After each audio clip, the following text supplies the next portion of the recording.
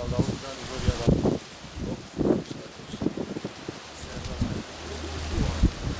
Ne yapacaksın? Çıkaramadılar mı?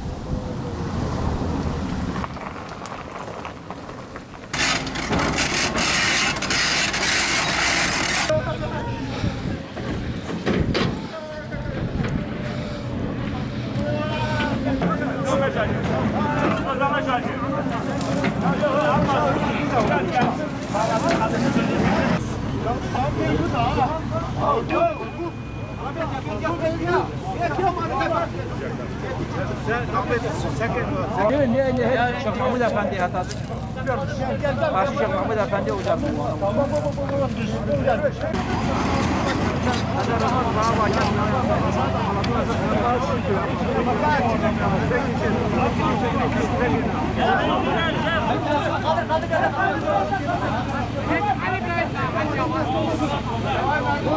Ya halas kurtar, kurtar.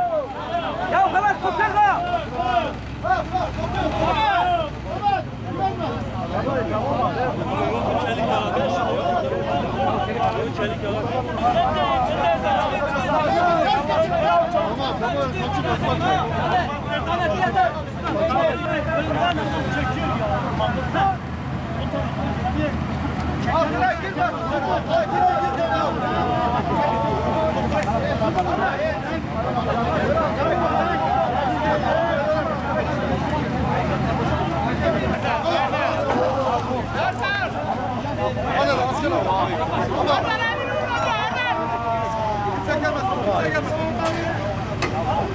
Kimse göstermeyin.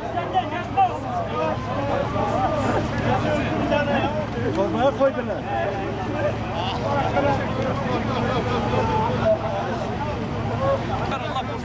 Yok yok geçen yüzde gitsin çekimi geldi. Sakince bırak kalmaz zaten. Sakin. Gelin var. Şuraya kadar çıksın.